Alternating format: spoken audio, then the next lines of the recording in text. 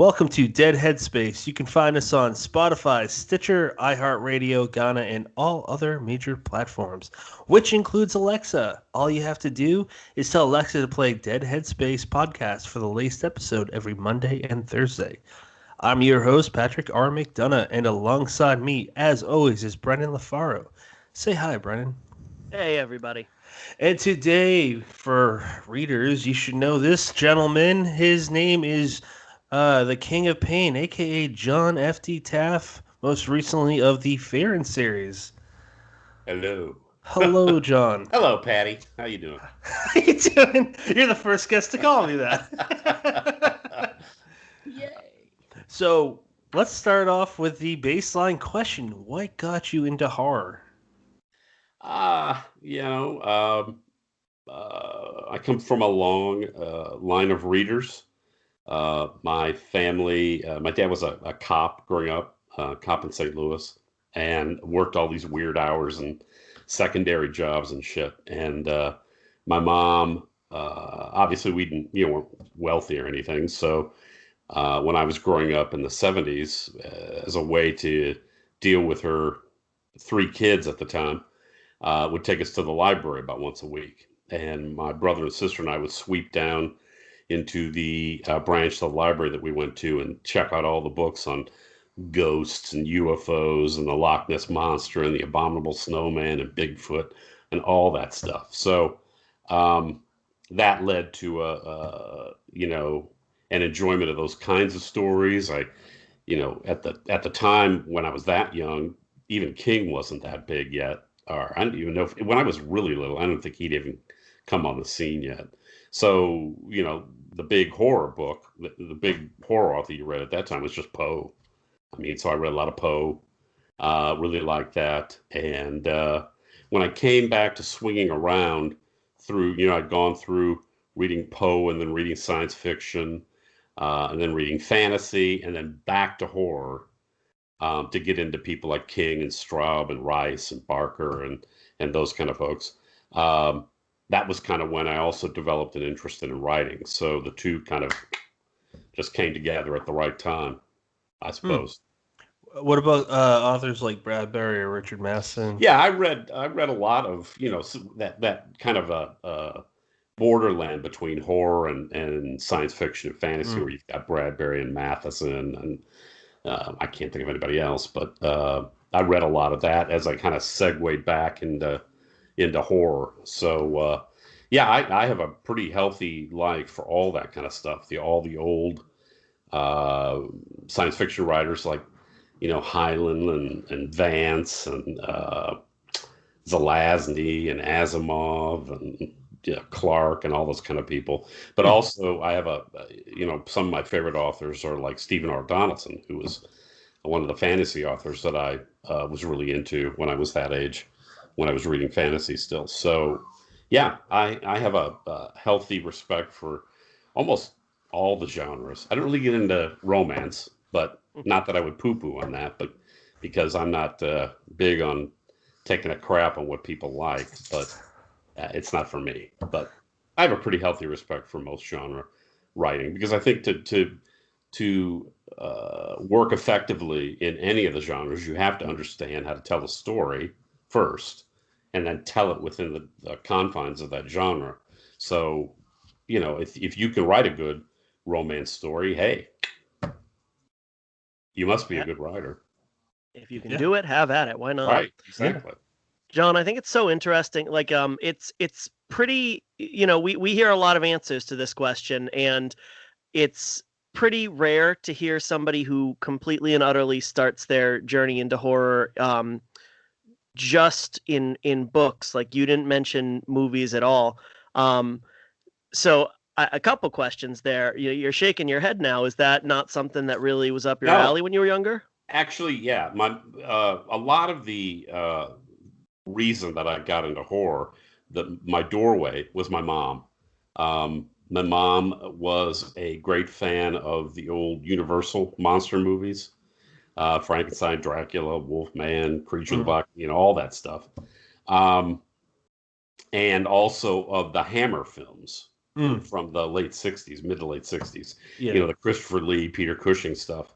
And since a lot of times they played those things late at night, when my father wasn't around, my mom didn't like to watch them herself, being a young, you know, my mom had me when she was 17. So she was still relatively young when we were little kids. So she didn't like to watch these movies by herself. So she would inevitably keep us up to watch these things. So my brother and sister and I, the older of my, the five of us, the five kids, had a pretty deep indoctrination to all that kind of stuff, not just from a reading standpoint, but also from movies. Now, as I got older, I have to say that in a lot of ways, the kind of horror stuff that was being shown in cinema didn't interest me. And I know I'm gonna take a lot of flack for this, but I'm not a big fan of slasher films. I'm just not. Again, not going to shit on it because a lot of people like it, but it's not my cup of tea. So when I really got into horror, it was really more reading. When now I'm talking about now when I was older and had plowed through comic books and fantasy books and science fiction, that kind of stuff. When I went back into horror, it was primarily reading. That's awesome. It's funny. We talked with Josh Mallerman a couple months ago. I mean, who can tell time anymore? I think it was a couple months ago. But Tuesday. It was Tuesday. He made some comment that kind of reminds me of what you're saying, where he said that, most horror books are better than some of the best horror movies. A bad horror book, I might be putting words in his mouth, is better than the best horror movies, and that's something I can definitely get on board with.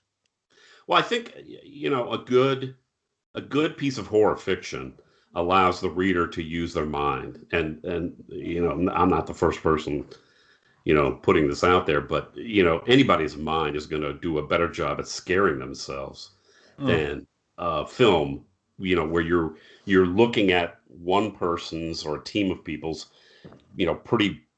what their focus is on the horror rather than your own. So, I get that totally. I think that I don't know that I've ever been so scared as when I was, I don't know, probably 17, reading Salem's Lot up in my bedroom in the middle of the day to boot, and a bird struck the window while I was reading, and I nearly shit myself. That's a bad omen.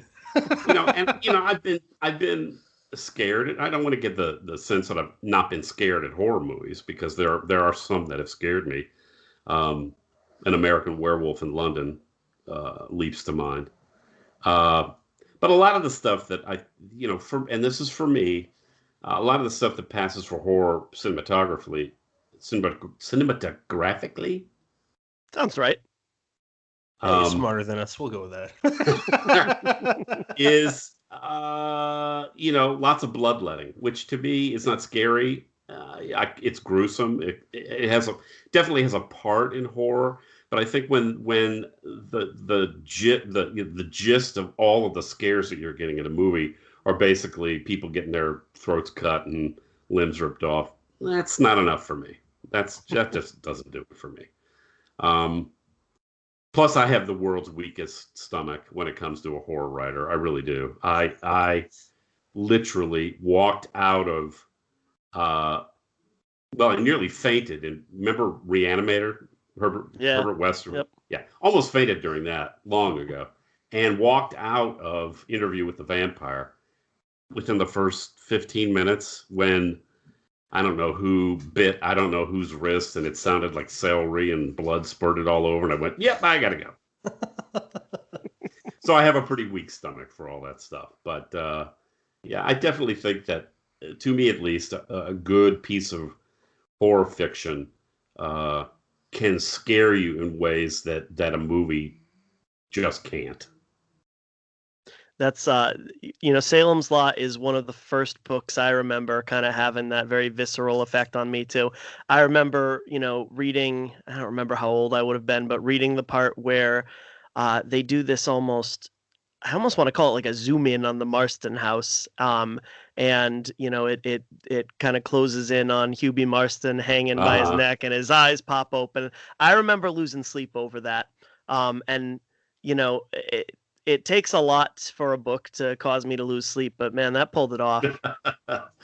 Well, even that crappy 19, what was it, 80s miniseries that they did of Salem's Lot, the scene where the Glick boy is floating outside the window, that scared me in writing, but that kind of creeped me out in the TV series too, even though it was just a cheesy ABC movie of the week or some damn thing. Still, that scene is like legendary. So, yeah. John, the other thing I was going to say, when you focused in on books and not necessarily movies, is that I wasn't really surprised by it. You kind of strike me as this hyper literate type of author. We hear authors He's stroking say, his beard for all audio listeners.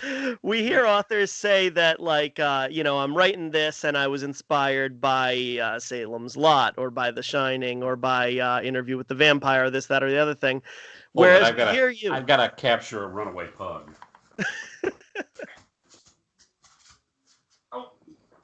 I got a blind pug, and she got up from her bed. Say hi, Sadie. Gotta get her back there. Okay, sorry. No worries. I was gonna say that we hear an interview with you what you're working on. I was you were complimenting me. Hyper literate, and John was again, to echo my point for the audio listeners, who's stroking his beard. With an evil gleam in his eyes. You can't forget the evil gleam. He had an evil gleam, and he had a smug look about him. That's not normal. So to hear you talk about what you've got in progress, and you're not reading, a 500-page horror novel, you're reading the collected works of Carl Jung or something along those lines. I'm kind of curious about how does that factor into your writing, not just Jung, of course. We kind of know, anybody who's a regular Ink Heist listener knows that story. But how does kind of approaching the academic, the philosophy, kind of filter into your work? Well, I think that if you're a writer in any genre, you've got to read widely within the genre. I mean, that's just you got to accept that. If you're going to be a writer in horror, you've got to read widely in horror. And that doesn't just mean, writers from 100 years ago. It means you got to kind of keep your hand in and see what else is going on out there. You've got to be able to read other up and coming writers in the genre and see what's going on.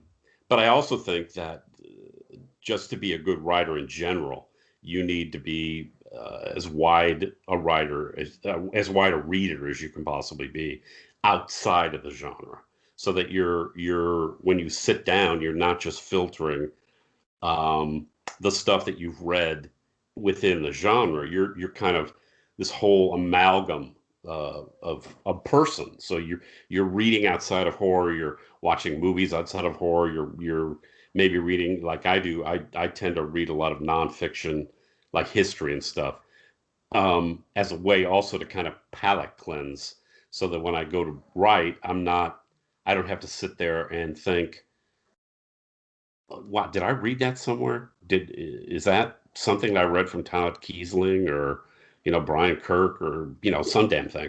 So I think being as wide a reader as you possibly can be is best for you as an author. But like I said, it goes well beyond reading. I think just having a wide life where you go out and do a lot of things, because, a writer, when he sits down to write, has got to distill all this stuff and write believable characters, doing believable things, and having unbelievable things happen to them. So to ground your characters as much as possible, you need to be, I think, kind of a Renaissance person of knowing a little bit about a lot of things. So again, you can sit down and make characters on paper that seem like they're real people, that have interests probably in things that you don't have interests in, or professions that you don't know a whole lot about, or that kind of thing. So but you get back to things like Jung and stuff. I'm always looking for ideas. People always ask, where do you get your ideas? And my glib answer to that is everywhere. Um, it could be anything. I mean, it could be something I read in the newspaper, or if I'm reading a book. And this is what happened with Carl Jung. I was reading a book about Carl Jung, and it just clicked. And I thought about an idea that I had had for this book that had been kind of rattling around in my head. And those two, just like getting your peanut butter and your chocolate. And the idea came from that. So, and you get a Snickers bar. There you go. Who doesn't love a Snickers bar? You guys are supposed to correct me. Sorry. But I mean, for that reason, I think that being a wide reader and a wide experiencer of life, as much as you possibly can only help you when you sit down to write. Absolutely. This is just water, by the way. Brendan, you got anything to add to that? Because I'd like to touch on a few of those points. This is not water. No, go ahead. So, you actually, my ears perked up with one thing in particular. I enjoyed what you just said, but in particular, the nonfiction history. Outside of horror, my next number, like, I love crime, so I can't say it's my number one, two. I don't know where I'd rank it, but it's one of my favorite genres. Is also nonfiction history, particularly the Industrial Revolution. I like the colonial period to the Industrial Revolution period. Sure.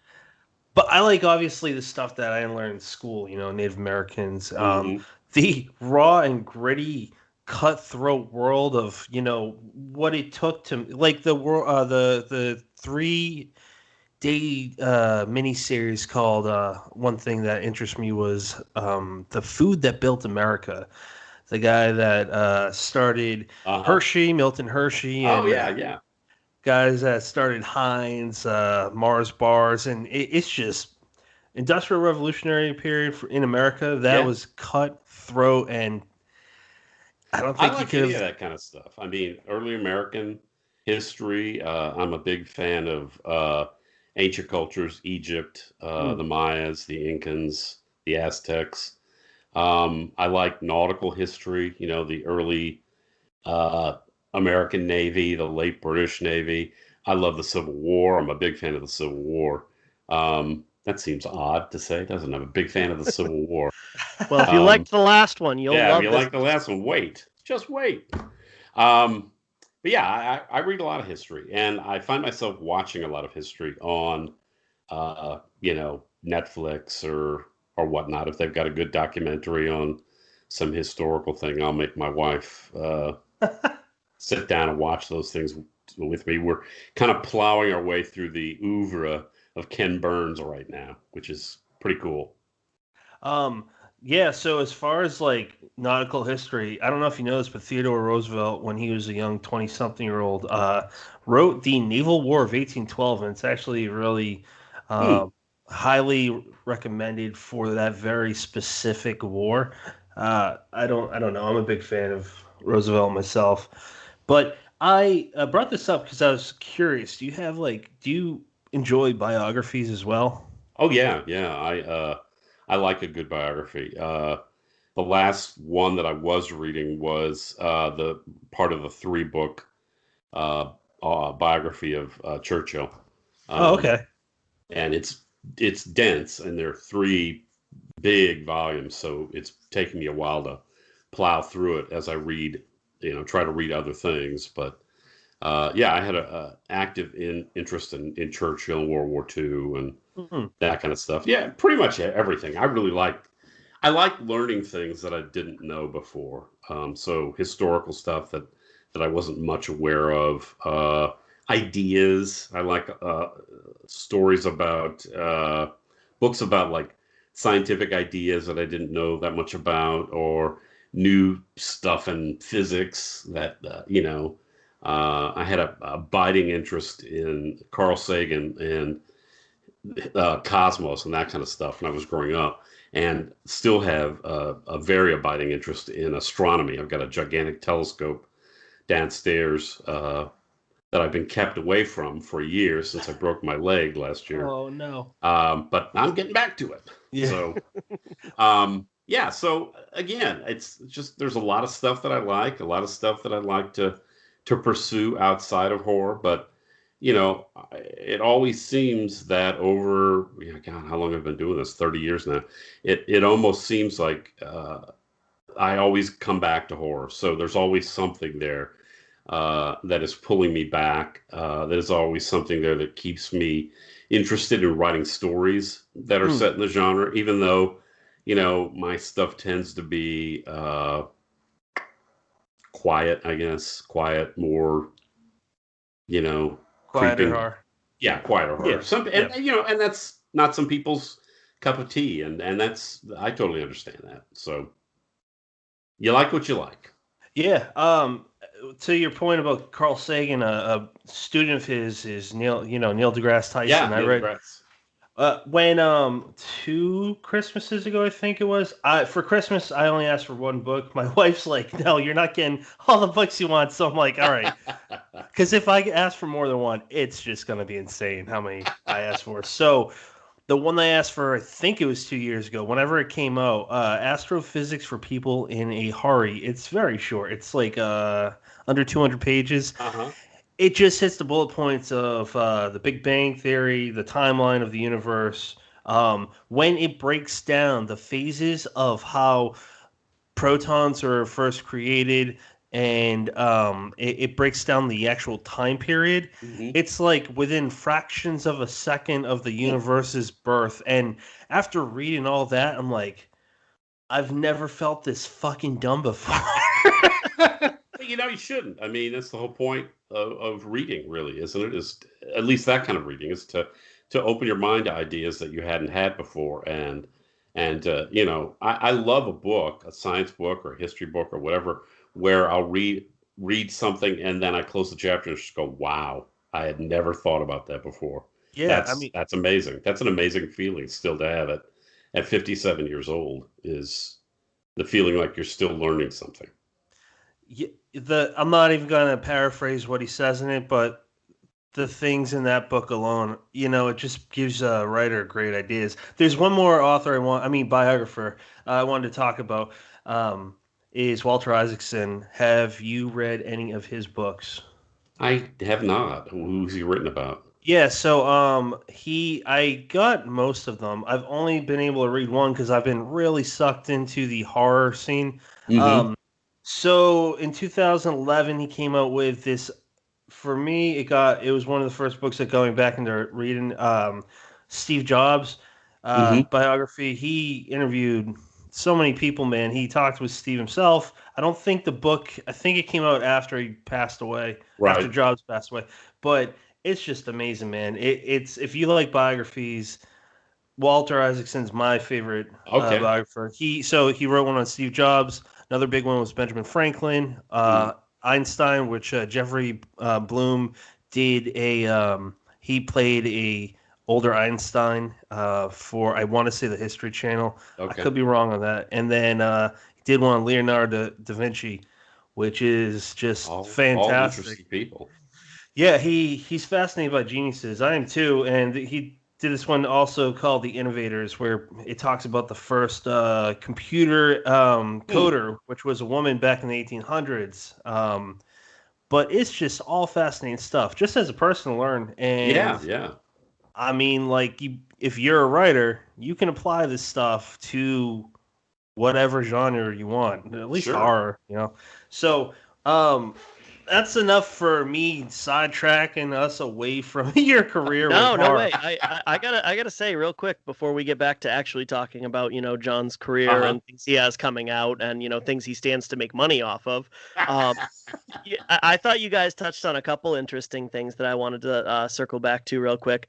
Sure. First and foremost, I love that Pat, you said I've never felt so dumb as I do reading this book, and I loved the kind of rebuttal that John had ready. Like that's why you open a book like that, not so that you can read it and affirm, yes, I know all this. I am truly the most intelligent being in the universe, but so that you Right. can learn new things. And that's such a great way to kind of just approach going forward in any aspect of life.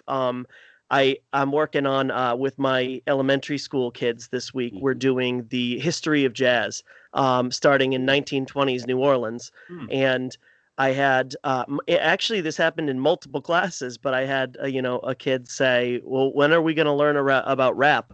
And I said, "Well, do you know a lot about rap?" "Yeah." I said, "Well, why would we learn about it? You already know about it. You don't know about Louis Armstrong. You don't know about Count Basie. So that's You don't know where it that's came from. Where did rap come exactly from? exactly. There's that's a whole nother conversation. Right, But right. it's just that idea of like you don't go to fifth grade, walk into math class expecting to learn how to add 2 and 2 just so you can feel smart. Like you go to take on a whole new set of things to kind of push yourself as a Well, human.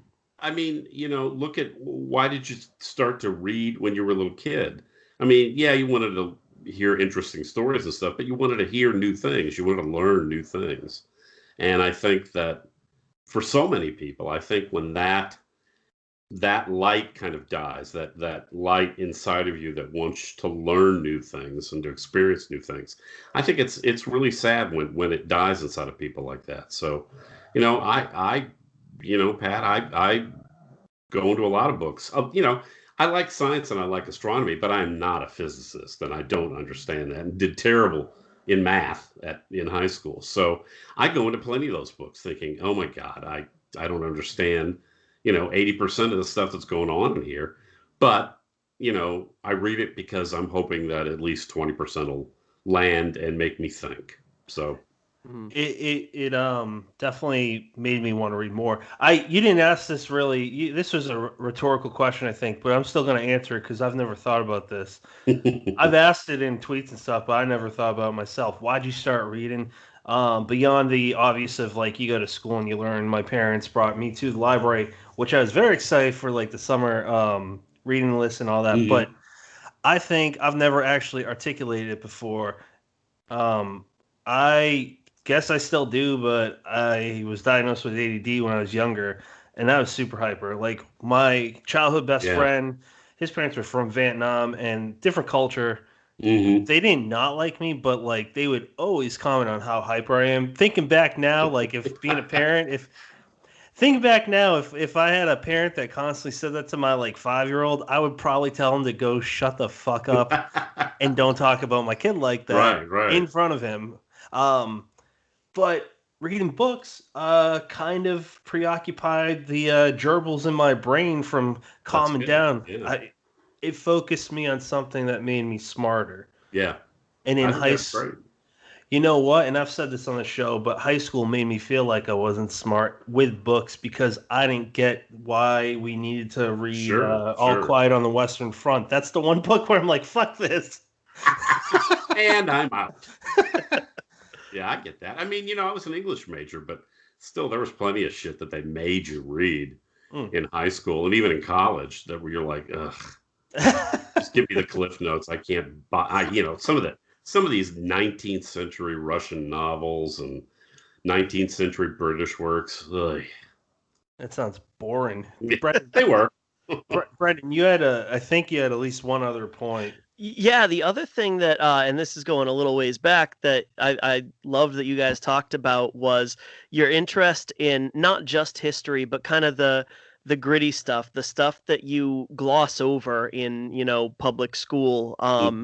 And I think what's so interesting about that is using it kind of as inspiration for fiction. It kind of reminds me of writing different kinds of mythologies and creatures into your own work. If you're especially pertaining to horror, everybody knows Bigfoot and whatnot, but Right. if you take a creature from Poland, a creature from the Ukraine, a creature from Australia that people generally aren't familiar with, you don't even need to necessarily dress it up. You can just kind of tell it straightforward, and because Right. it's new to people, it'll be interesting.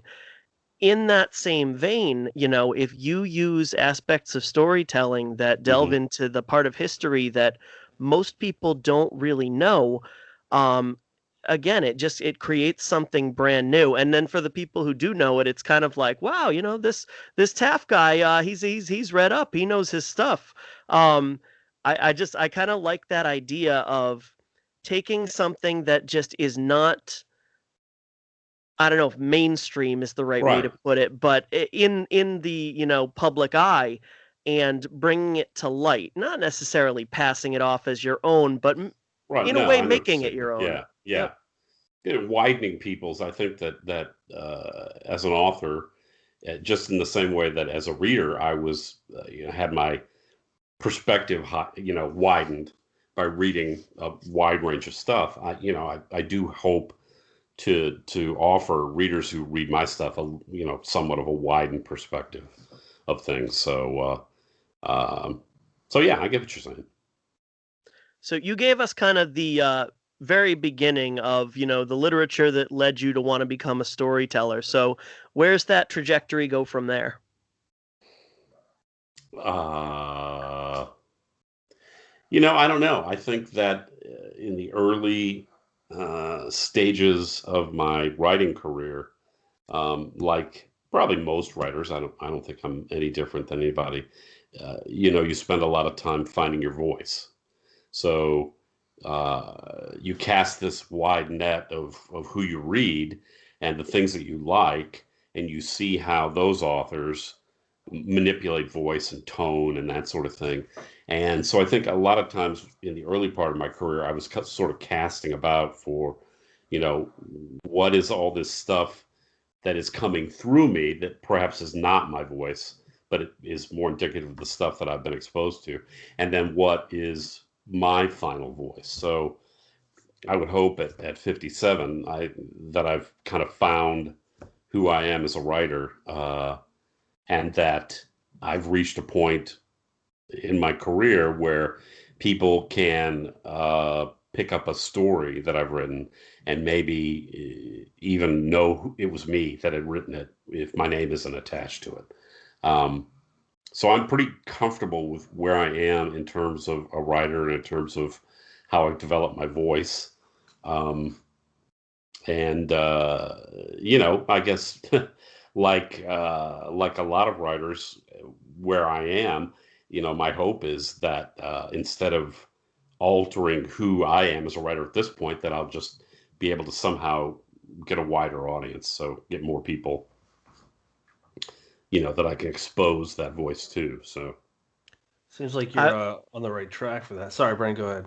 I was just gonna say I would make the pitch that if people call you the King of Pain, then you have successfully established your voice. Then when Tony Rivera, who's the publisher at Gray Matter, when he first came up with that, I was like, ugh, really? Come on. But then it seemed to catch out there, and it was sort of like, okay, well, I have enough of a marketing background to understand how something like that can be helpful, and I've just kind of learned to live with it at this point. It's something that helps set me apart from other writers out there, so it's okay. And it's a name that I think fits with the kind of stuff that I write. So not necessarily from a king standpoint, but the pain part of that name, uh, I take with a great deal of pride, because I think it does uh, inform a reader about exactly what they're going to get from most of my stuff. So I'd like to touch on Tony and how you got involved with Gray Matter, because we're correct. Correct me if I'm wrong, but that was the first press that you went with. that was the first. Well, no, it wasn't the first. I'm Okay. taking a drink of water. He's drinking alcohol. That's No, I'm right. kidding. I'm joking. Oh, I usually have a gin and tonic about this size, but I thought I would behave myself. Yeah, the first publisher that I hooked up with, excuse me, outside outside of Gray Matter was really unprofessional. Yeah, I know. Um, Books of the Dead Press out of Canada, and they're not around anymore. All right. I was gonna At one say point, in the early late 2000, 8, 9, somewhere around there, they were a pretty big indie press. They published a lot of, they had published Bracken McCloud's first novel, Mountain Home, Justin Robinson, a bunch of different people. Mark Matthews. Hmm. So they bought the original version of Little Deaths, which was my first collection, and then they bought my first novel, which was The Bell Witch, which was based on something historical. And I did really well with them. They published a couple of different books for me, and did really well. But then, sort of what has become sort of the lifespan of most of these indie press places, they grow really fast. They publish a bunch of stuff, and then for one reason or another, they kind of. So I was able to get the rights to the books that he had published. His name is James Roy Daly with Books of the Dead, and I was able to get the rights back to the books. And in the meantime, I developed a relationship with Tony because he had done some open calls for short stories for his first 3 collections, which were Dark Visions 1 and 2 and Splatterlands, I think was the other one. So I had submitted 2 stories to him, and he ended up buying them both. And just got to talking and got to working with him more and everything. And I had gone down to the HWA convention in New Orleans that year, which I think was 2012 or 2013, and made a bunch of contacts down there and started to put together what became my novella collection, The End and All Beginnings. And before I had the opportunity to kind of submit that, Tony kind of preempted everything and just bought it. Sight unseen, too. So, wow. But we were able to do really well with that. Got nominated for a Stoker that year. And so I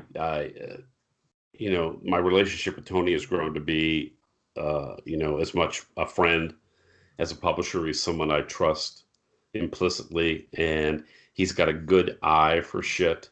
Not only in his selection process, but graphically and visually. He's got a marketing background, so he understands that. He is one of the best, if not the best, small press editors that I've worked with. Somebody that you can pretty much guarantee is going to kick your ass during the editing process, which you really need.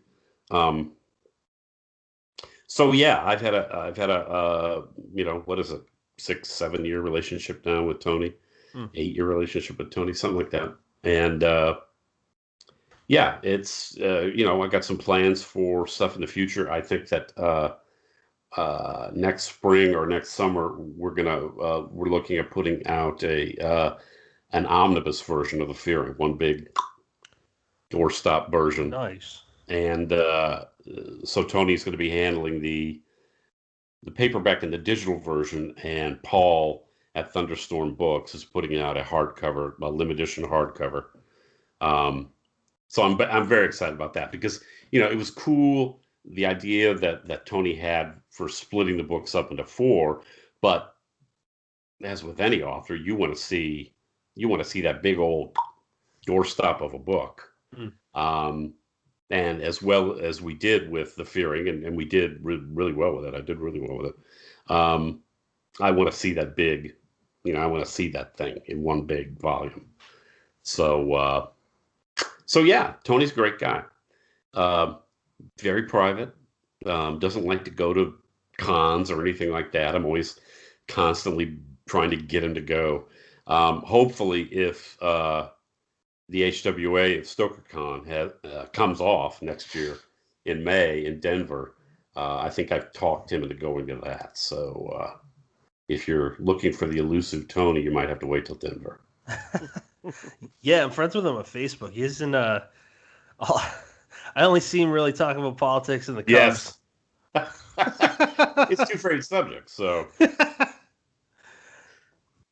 The whole thing with the Fearing omnibus, that's got to be a great feeling because I mean, to see those four come out serially, that it was I don't know, unprecedented comes to mind. I don't know if that's the right word I'm searching for, but it was a very interesting way to release it, and I certainly won't ask you to go into detail because you're probably sick and fucking tired of talking about. Well, I mean, it's it's not the first time that idea has ever been Yep. done, but it had certainly been a long time um, since anybody in the horror field had done that. Probably the Green Mile. The Green Mile is the one I always think about. Those were tiny books, man. Yeah, they were pretty. They were smaller even than the Fearing books. But Yeah. when I first trotted the Fearing out, I wanted to again take a swing at the bigger publishers. But when you drop a 550 page, 150,000 word tome on agents and publishers, they're like, to a person, they basically came back and said, "You're not a big enough name to pull off a book of this size." And, that kind of freaked me out. And, because they were saying, well, if you cut it by a third, we could probably get this published for you. And I'm like, I don't think I can do that. So I went back to the two people who had read the book early on, which were Ray Garton and Josh Mailerman. And, basically they both said, don't do it. Don't cut it. Put the book out with someone who will put the book out the way that you want to see it released. And though I never thought of seeing it broken up into 4 parts, I also didn't have to cut anything. We basically just looked at how the 4 parts would break, and I rearranged things a little bit. But that was about it. So, I was really happy with the way Tony did with it. It was cool to see, like when he first showed me the cover that's split up into 4, the 4 individual covers. I just thought that was fucking brilliant. It should be on a great poster. piece of art too. You should seriously sell it as a poster, man. I think it would sell well. I think it would too. That's probably not a bad idea for him to look at, but he 10%. He did a good job with it. But I'm really looking forward to seeing that big book. I want that on my bookshelf next year, man. Well, yeah, I am also looking forward to that, and like I said, it's got to be very validating that the reason it exists is because the story is so widely well regarded. If if it's a flop, Gray Matter's not going to put out that omnibus, but of course each one did very, very well, and I very fondly, well, I don't know if fondly is the right word, but I remember waiting for each installment eagerly is definitely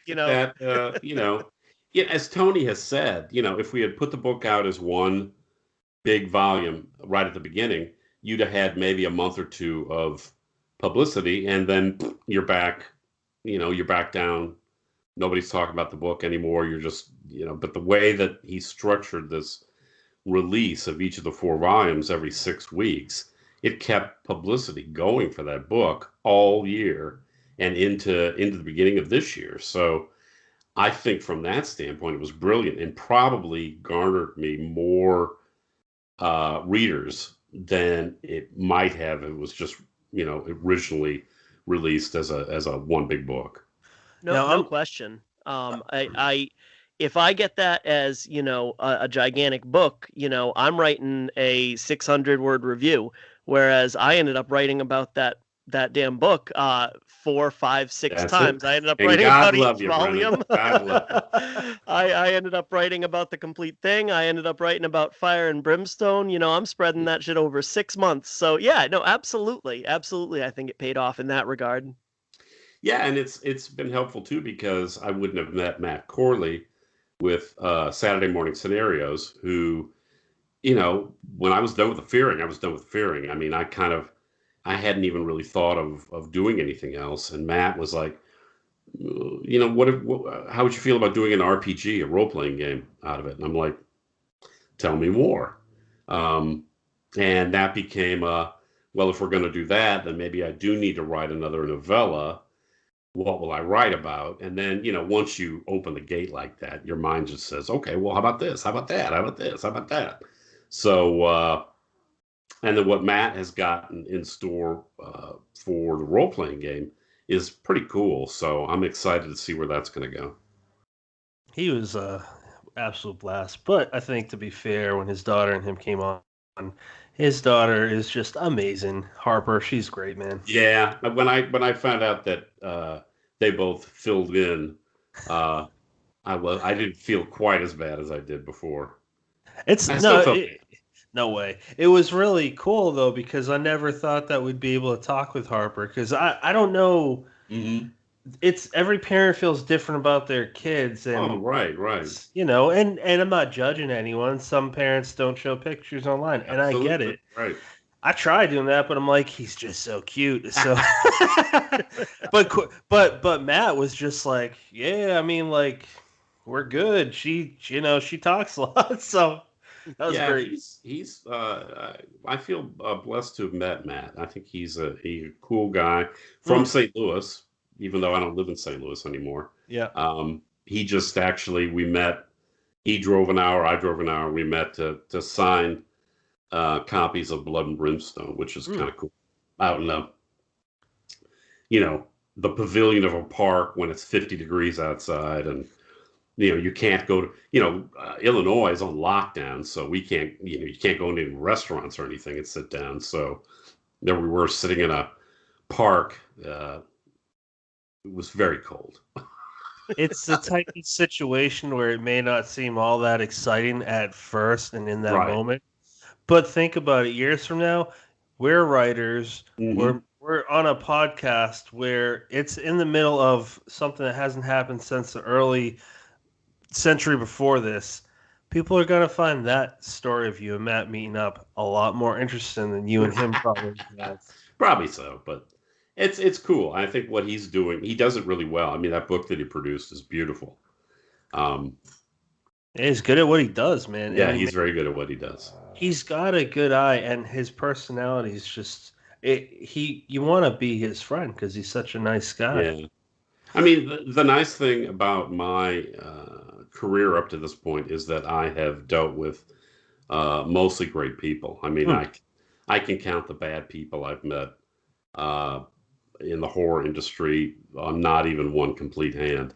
I mean, most everybody I've met, bumped into, talked to, have been great people. The publishers that I've worked with to bring my stuff to market have all been great. I've never really had any, horrible problems. So yeah, it makes it a lot easier to sit down and write stuff when you think that you've got a way to get it to market and you don't have to worry about the people that are helping to get your stuff to market. I agree. And there's a picture I saw recently. Well, it was an older picture, but V Castro, I think it was on her Instagram. Yeah, she just calls you Big Teddy Bear, one of the nicest guys that made. She's so tiny. Yeah, she is. But man, she's got a fiery Latinx personality. Yes. Yeah, I met her last year at Grand Rapids at the HWA StokerCon thing at Grand Rapids. My wife and I drove up, and I did a reading from book one of The Fearing. I actually just read the first chapter of book one. And, we had some people there. I think Michael Hicks was there, and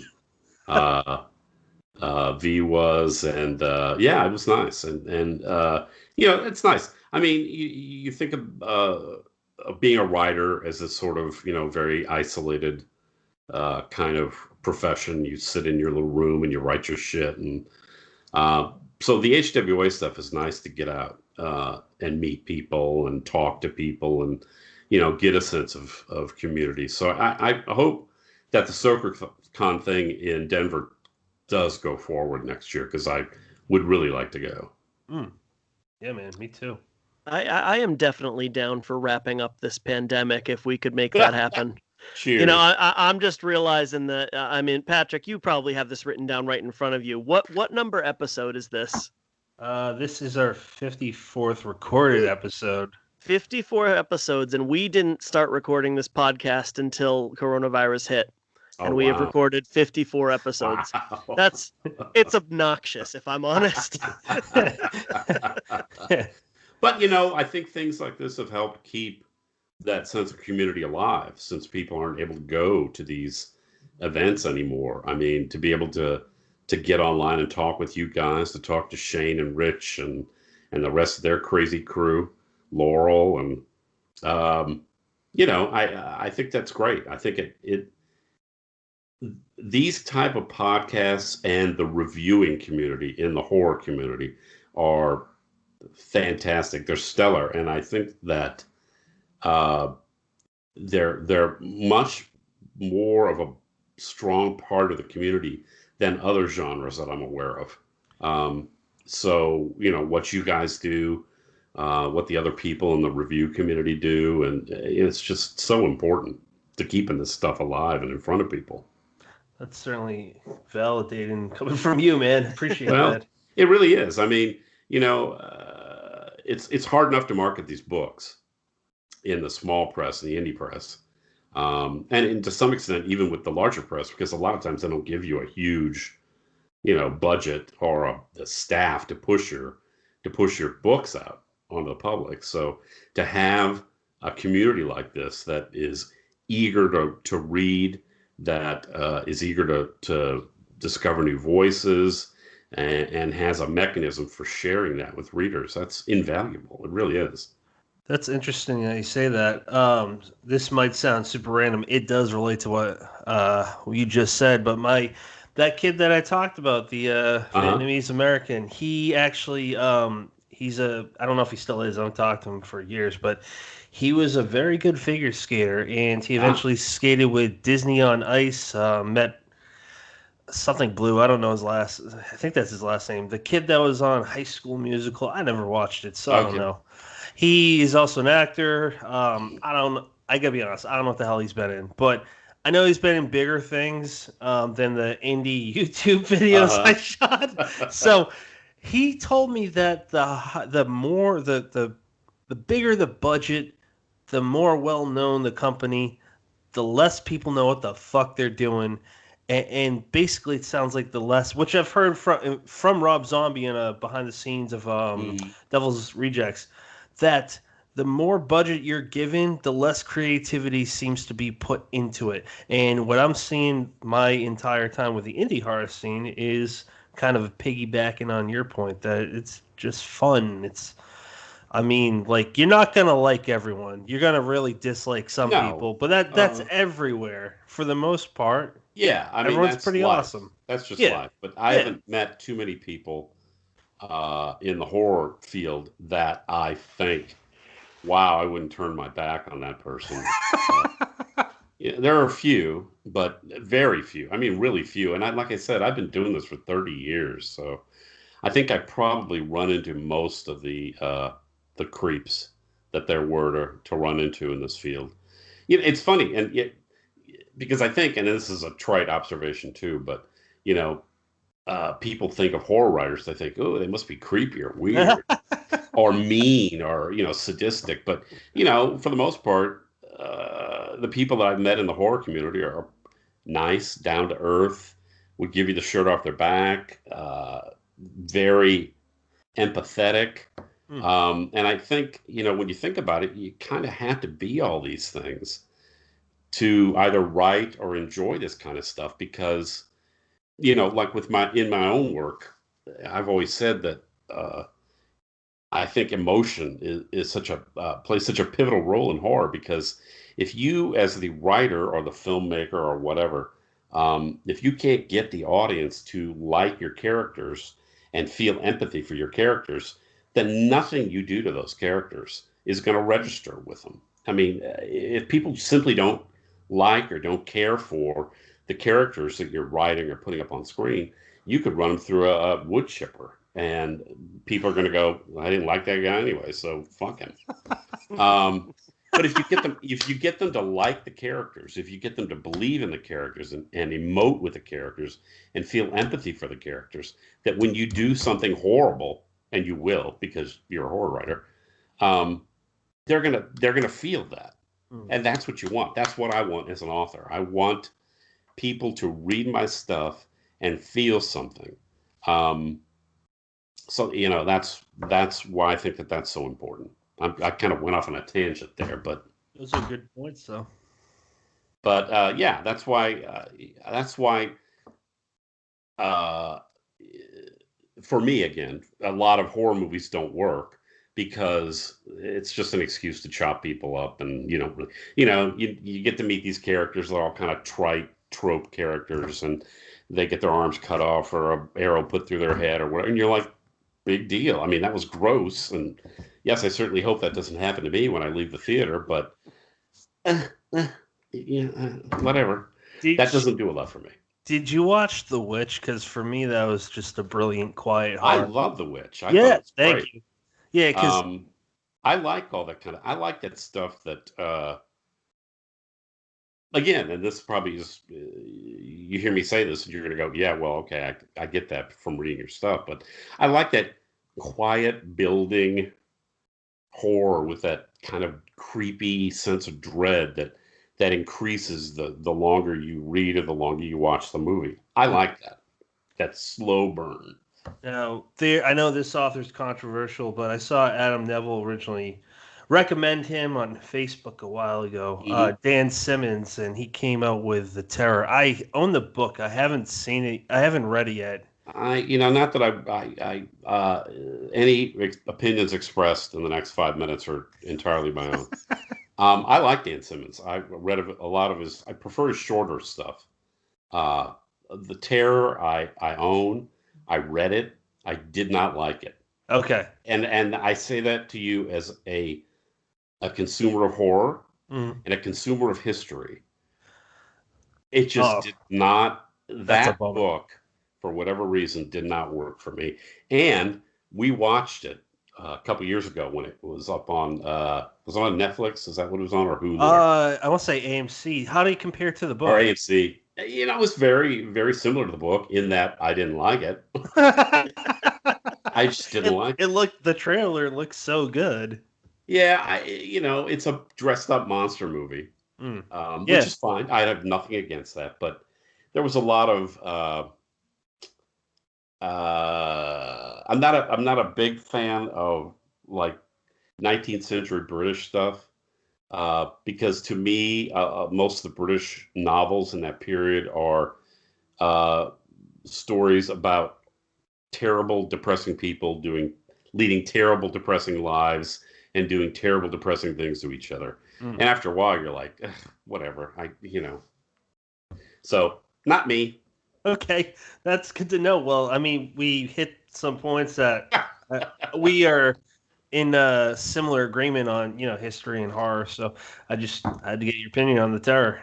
It's been sitting on my favorite horror author. You haven't asked, but is Peter Straub.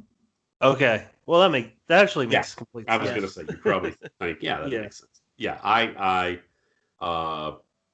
really like Straub's work. He is instructive to me, not just as a writer, but also as a reader. I really love reading his stuff, but I also like poring over his stuff to see, I can't believe he did that. How did he do that? Or why did he do that? Or why did he take this? It's just, he's a very interesting writer, very smart writer, and a very scary writer. I mean, he's written some stuff you're like, yee. Now, I want to steal a little bit more of your time before Brendan gets to you, but I did write down something, and I didn't know if it'd come up. You just kind of made this question come up. So recently, I've come to the point in my own writing career where I'm really confident in what I do, and a lot of it is actually, I say most of it is due to the beta readers that I have. And I mean, like, I want to know how to make things better. And one of my oldest, the guy that I trust one of the most for the longest. God, I can't talk. Words are hard. I need my beta readers. Let's rewind. One of the oldest beta readers I have that I trust with everything is Mark Cassell. He's this British author that he's fantastic, and he's a great teacher too. But him and I recently talked about something, and he said, look at your story, break it down each sentence as a pattern with the next sentence. I never thought of it like that, and you kind of just pointed that out without saying those exact words about Peter Straub. Hmm. So I'm curious, like when, be it reading, be it writing, editing, whatever, do you do that? Does your brain automatically do that now, or you break down like the syntax or the um, if what's that thing where one word sounds like the next word in a row sounds like the next word? Alliteration. Yeah, alliteration. Yeah, You pick up on those too? it's funny that you would mention that because that I really approach my writing almost like a poet, in Mm, that not just the word choice is really important to me, but how the word sounds in a line and how the line sounds in a paragraph yeah. and how the paragraphs are split. Yeah, it really is almost like writing poetry to me, and that the uh, I'm pretty easy to edit because if you can convince me that something is better than the way I've written it, I'm like, sure. But there are a lot of times, and you can ask Tony because we would have knockdowns and dragouts about certain things. Word choice and the meter of a line is really important to me. And sometimes when you change a punctuation mark or a word, it alters the whole flow of the line to me, and then so it becomes a bigger problem in my mind than just okay, well maybe that word is a better word, but it doesn't sound right in the line anymore. So that's going to mean I'm going to have to tear the whole line up, or is that word close enough to Mm, what I mean, and I can just leave it alone because the way a person reads a story, I think it's really important, and that's why when I do paragraph breaks and punctuation, yeah, it's definitely in a effort to be correct, but sometimes it's more important to me for a person to pay attention to the words and the punctuation as more of a guide on how to read the sentence than it is for me to be correct. mm. And I know that drives some editors, copy editors particularly, kind of crazy. Um, I've had a lot of you really need to put a paragraph here. You really need to put a conjunction here before the comma. You can't just put the comma here and not the conjunction. Yeah, I can. I can do anything I want. It's Um, fiction. yeah, I think it's important to know the rules, Mhm. and to know why the rules are there. But I think once you have a good understanding of the rules and what they're for, I think it's almost incumbent upon you in some regards as an artist to break them. And You yeah, so create it's your funny that own. you would mention that. I really, really do spend a lot of time thinking about how a line reads and the meter of it, and how the words break things up and the punctuation breaks things up and the paragraph breaks things up. That's all really, really important to me. Yeah, I can tell that just by talking to you, not just tonight, but like in general, our past Mhm. conversations. Even when we're not talking about reading, you're just very, at least the impression I get from you is you're very conscious of your word choice. Um, and Yeah, yeah. And that's why sometimes an editor will take a swing at me and say, "Well, is that the right word?" And I'm like, "Yeah, motherfucker, that's the right word. That's exactly what I meant." And that's not to say I'm right all the time. Occasionally, it'll be like, "Okay, well, maybe that's not the best word." Okay, fine. But most of the time, it's like, "Yeah, that's exactly what I meant." A lot of times, I'll use, uh, and this is probably because of my too much exposure to Stephen R. Donaldson, the fantasy author, a lot of archaic words. I like some archaic words because sometimes they're words that people aren't familiar with, but if you know the definition of the word, it's exactly what I'm looking for. And so if that sends a reader scurrying off to a dictionary, great, go learn a word. Not going to kill you. no, I like that. I like learning new words. I actually want to put that in reviews, but I'm like, that's fucking dumb. And I've thought about adding that in notes with a podcast Mm. on the pod. Look, I can't even talk.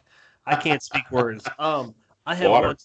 water. Yeah, water. I've wanted to put that in notes for podcast guests where I'm like, you know what? I went on my dictionary app a lot with you. I appreciate it, but like, I mean, I'm gonna sound like a moron if I say that to every guest. No, and of all places, I picked that up from when I was a kid reading comic books. Mm. I was a big Marvel reader, and I remember, I was probably 8, something like that, 8 or 9, and read an interview with Stan Lee, and he talked about. They asked him about, the grade level for most readers of newspapers, about seventh grade education.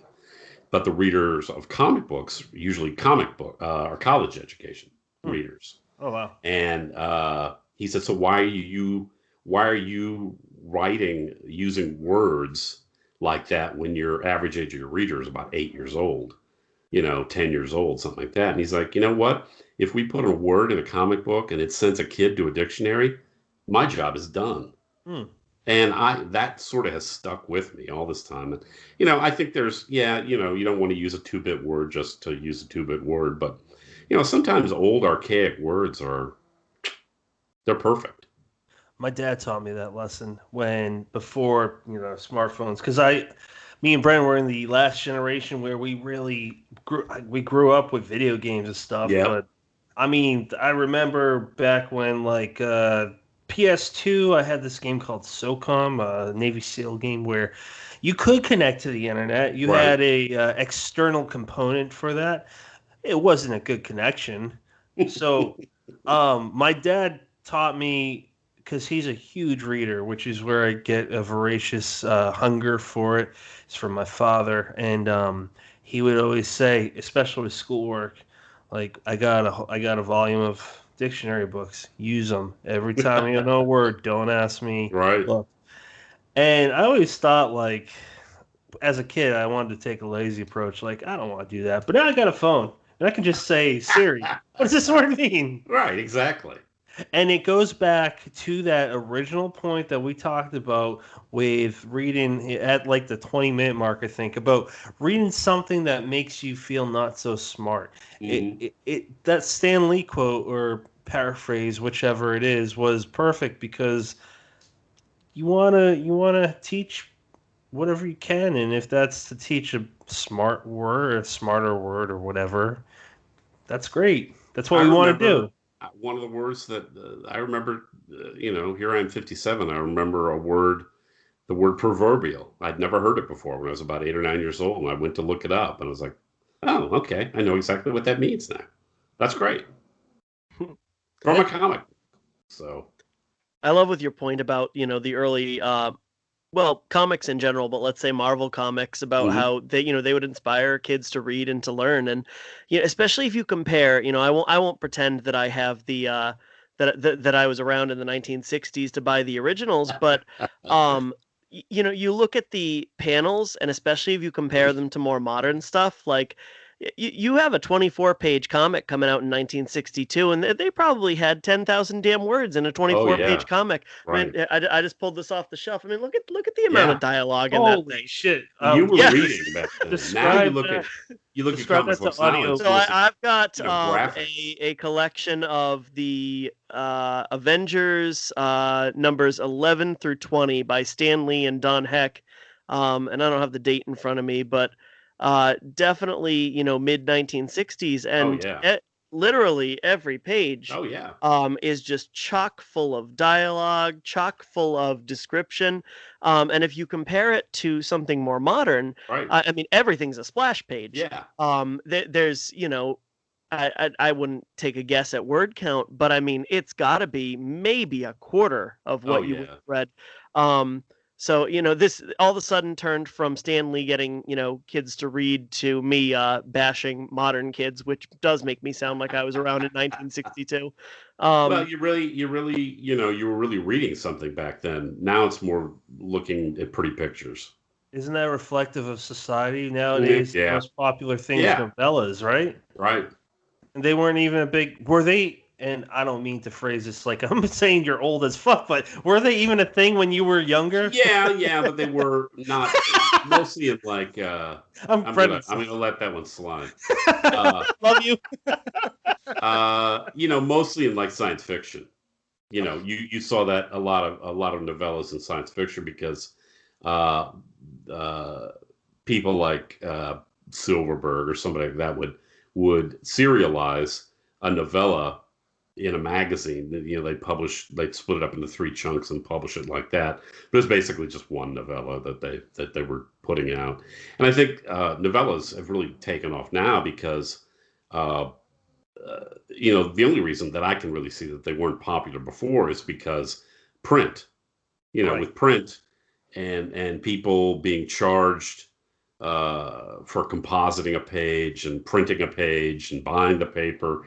They weren't going to just put out a 200-page magazine. But now that things have moved mostly to digital, a lot to digital. The novella has sort of elbowed its way back in because really for horror, the novella is kind of the sweet spot. It's hard to keep. It's hard to keep that sense of dread and terror going in a novel. It's not impossible, but it's harder. And with a short story, you're just really dealing with such brevity that a lot of the stuff that you communicate has, due to necessity, has to be shorter. But a novella gives you a writer, that little bit more elbow room to really spread their wings and tell a more detailed story than they would in a short story, but not so long that you've got to worry about keeping that the terror or the dread going as you would with a novel. So I find the novella to be really one of my preferred formats. Absolutely. Yeah, speaking of novellas, I don't know if you saw, but Brennan just got a book deal with Silver I did see Shamrock. that. Congratulations. That's great. Thank Well, you, they're sir. putting out stuff left and right. That's fantastic. Well, if I'm gonna speak on exactly what you were just saying, the original idea I kind of had for this, I figured would end up being probably around 300 pages. Just not knowing what the hell I was doing, of course, Sure. but just kind of coming up with bullet points and saying this is going to eat up a lot of space. But frankly, what I ended up doing with it was saying, you know what, this is boring and I'm not sure it advances the story. Let's fucking throw it on the floor. Yeah. And I felt like in order to keep a consistent sense of pacing, move the story forward and make everything interesting, it ended up being, God, I don't know. I have no idea what the page count is, but it's about 35,000 words. Great, and it did what I wanted it to do. It ended up being significantly shorter than I expected, but it did exactly what I wanted it to do in that form. Mm-hmm. And the funny thing is I'm super. I'll just say I'm jealous of Brennan. This was the first thing he ever wrote, and the first novel I ever wrote. It's a trunk story, man. I don't. You and me both, brother. I'm pretty sure the first 4 novels I wrote are trunk stories, and he's like, "Nah, I got published." Well, I mean, before you completely go down that road of shitting all over yourself, let's not, your version, what you do is you bang out a first draft and you put it aside to come back to later, and then later turns into 7 years. And that's, I've tried that and I can't do it. I've got to polish the turd until somebody wants to look at it. Polishing turds. Well, that's great. That's not out yet, is it? No, it'll be out next July. Okay. What's it called? It is called Slattery Falls. Okay, great. And if I had to elevator pitch it, it is I suppose I would say it's a haunted house novel, but that, I don't know if I'd say oversimplification, but Right. let's just say it's a haunted house novel. Good enough. I will look forward to it. Well, I appreciate that. So John, we've gone down the road of kind of I would say almost philosophy, really kind of delving into subjects and why they work, why they don't, things like that. Let's talk about some specifics, and especially since we're talking about some novellas, you've got a collection coming up of cosmic novellas. Can you tell us a little bit about that?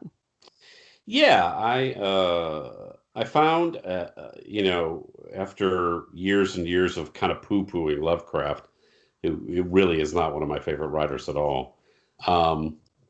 that more and more of that sort of cosmic edge was creeping into the stuff that I was writing.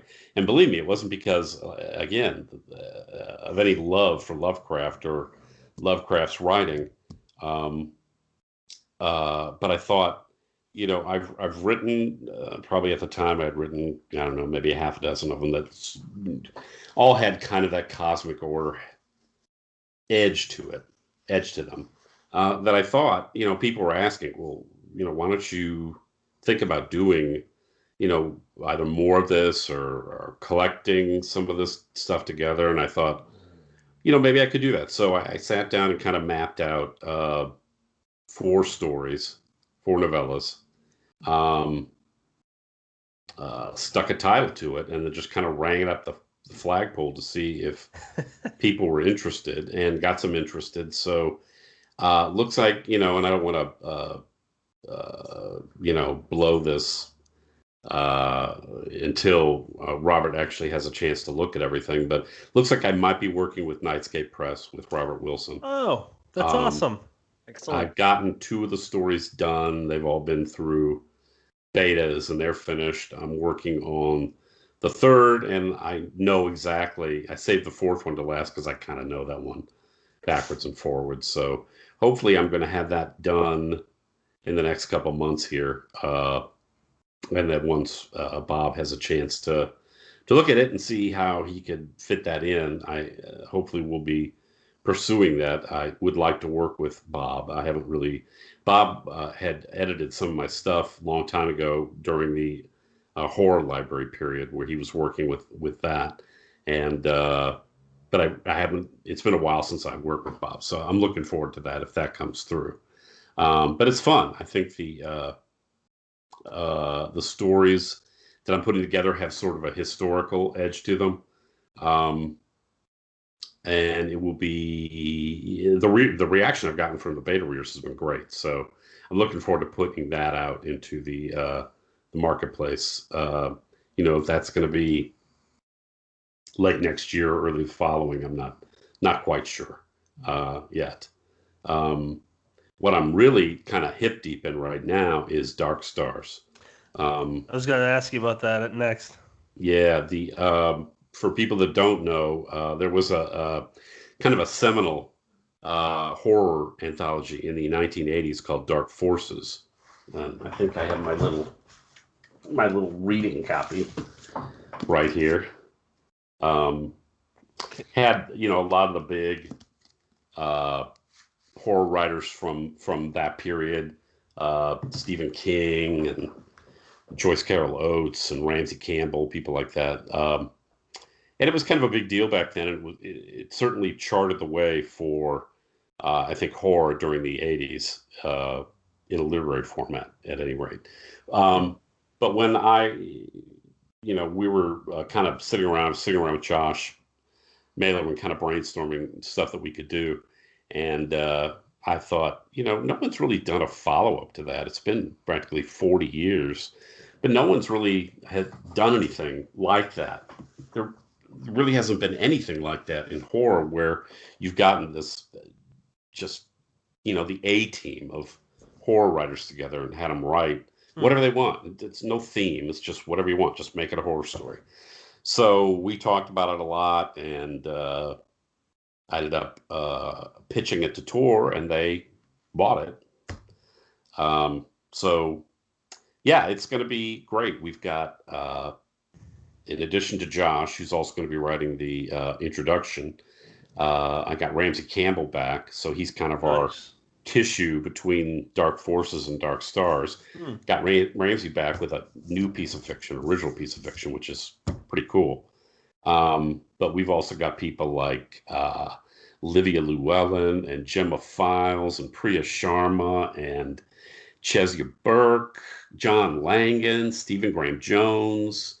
I'm leaving people out. I know I see a list, man. Usman Malik. Priya Sharma is one of them. Priya Sharma. Alma Katsu, yes. Usman T. Malik, Carolyn Kepnes. Carolyn Kepnes. I just read her story this week. She, of course, is the author of Like You. And Providence. If you watch, Providence. on Netflix.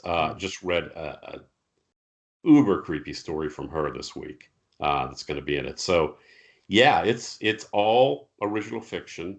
So everybody has written something new that hasn't appeared anywhere, and it's no theme. So because what I wanted to do was try to put together something that would show people the Dark Forces book in the 80s was originally put together to show people the literary side of horror, that horror could be something more than just a down in the gutter, horrible genre, that, these people like Isaac Bashevis Singer and Joyce Carol Oates could write horror stories. But my intention with this one was to show the sort of not the depth of it, but the breadth of horror these days. That it's so many different flavors, and you've got some that is sort of maybe dark fantasy slanted. You've got some that is monster story slanted. You've got some that is the quiet literary stuff. But this whole range of horror that exists out there today. So I heard you say that.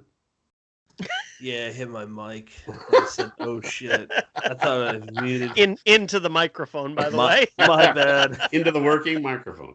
But yeah, I've gotten 6 of the stories in so far. They're so wildly different, and they're so wildly terrific all on their own that I'm really looking forward to it.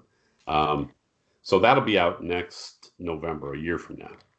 That's table exciting. Of contents. How could they not be? Almost. I remember you kind of not announcing that, but basically announcing the announcement, saying this is what I'm working on now is like Avengers level table of contents. Right. And I see that and I say, okay, that's hyperbole. Mr. Taff is just tooting his own horn. But then, you made that announcement, and I just envision you on the battlefield catching Thor's hammer and whispering "assemble." And I said, okay, he pulled it off. Very. I was really happy. In fact, I hadn't even had the nuts to go after Ramsey Campbell. I was asking Ramsey basically to write an afterword for the book, because I was just thinking, he's not going to write a new piece of fiction for me. I mean, I didn't see that happening, but he not only agreed, I literally had almost not taken my fingers off the keyboard when I sent him the note, where he had agreed to write the afterword, but he was like, how would you feel about a new story? And I'm like, from Ramsey Campbell? Well, yes. I mean, do people actually turn you down, Ramsey? I was going to say, gee, thanks. No, thanks.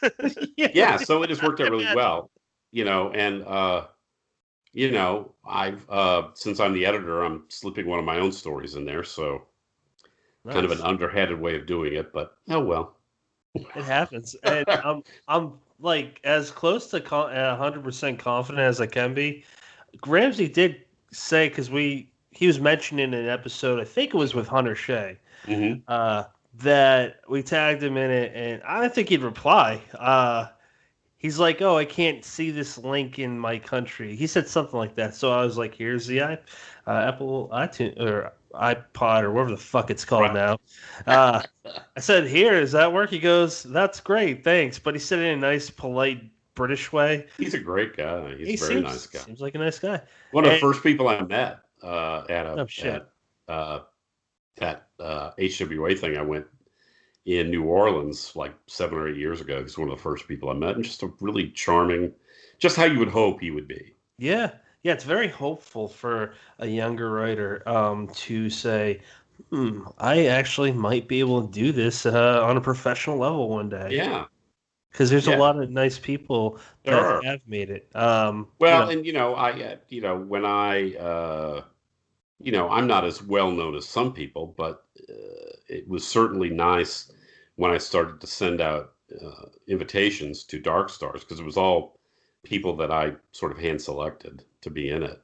And, almost to a person, everybody said, yeah, of course. I mean, I would love to do that. And, when they started to hear, when I could say, well, I've already got Mailerman and Stephen Graham Jones and Priya Sharma and Caroline Kepnes.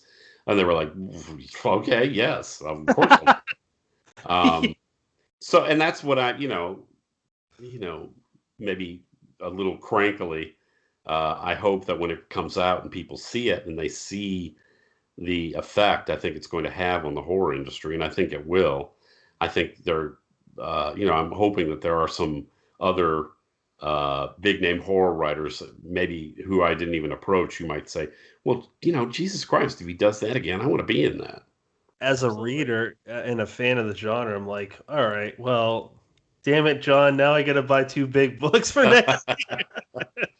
It's going to be good. And, Tor does a good job. You know, I'd always kind of thought before this that, you hook up with the big publisher and they don't involve you with things like what the cover's going to look like or, that kind of crap. But Tor's been very, they've been very inclusive in what they're doing and involving me. And, even if it's just, to some extent, just, well, tell him so he shuts up or, so he thinks he's involved in the process. But even that's fine. I'm really glad I feel like I'm involved, which is great. That is great. I'm really glad that Tor came out with specifically a horror imprint. That's amazing. And it was about time, I think, for a horror, a big time publisher to get back into the horror field. Because I really do, and I've talked about this kind of ad nauseum, that we are really in a golden age of horror, mostly shouldered by the indie press. I mean, you look at, yes, there are the Josh Malermans and the Al McContus and the Stephen Graham Joneses, but the Paul Tremblays and whatnot. But, the bulk of what's going on in the horror field right now is really being shouldered by the indie press. Yeah, man. I go to my local BAM. That's the only store that really sells. Well, that Target and Walmart, but those you don't call those bookstores. So. Not really. I go, there's a horror section. They finally named it horror, but I just see fucking King, and I love King. Yeah. But I see Josh Mallerman, which is Mallory, and I see a few others. Mm-hmm. I'm like, that's nice, but I want to see some more people that I'm like, hey, I know them. Well, and there's so much good stuff. It really is an embarrassment of riches these days with the quantity and of good horror writers out there. It really is. Just so many of them, and I'm not going to try to, fucking rattle their names off because why didn't you mention me? But there's a lot. There are a lot of them. People like you reviewers like you guys that have to, plow through all this stuff.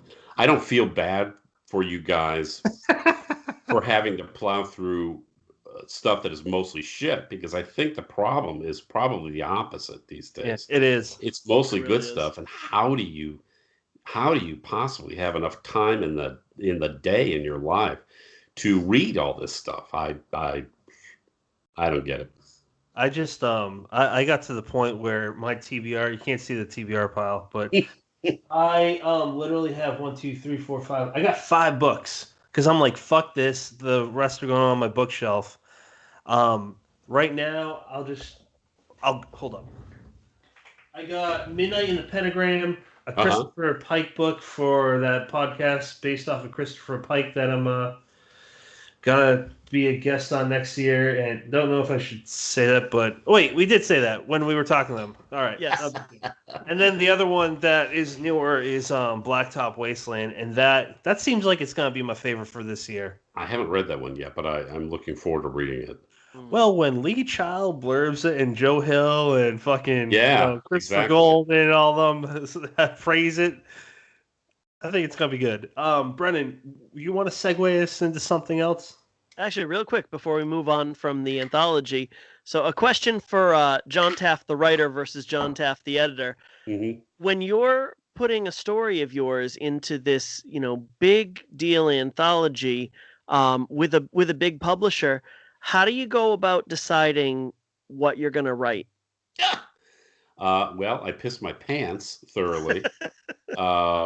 Yeah, when this became real, and I realized sort of the extent of what I was putting myself up for, and and I'd sold the thing with a story from me in it, so there wasn't a whole lot of way I could back out.